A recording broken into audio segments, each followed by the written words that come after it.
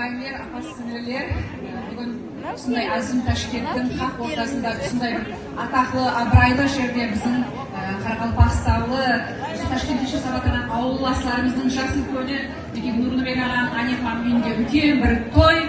Анепаның 18-ге шыққанда 20 жыл болғанын белгілеп отырмыз, былайша қарасақ, және бір баһарды қарсы алғанымыз құтты болсын.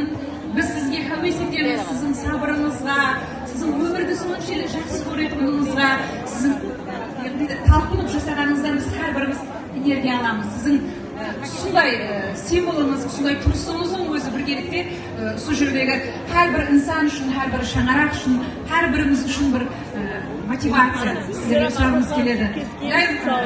Бүгін қазір мен жауапкершілікті миссияны беріп қойдыңыз.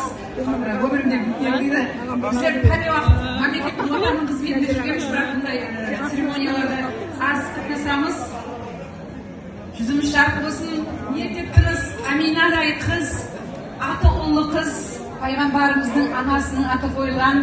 Илайым бізден емес, пайғамбарымыздың анасының дәрежесіндегі бақытлы, ималы, инсафлы, мейірман қыз болсын. Дүнияларды алатұғын қыз болсын.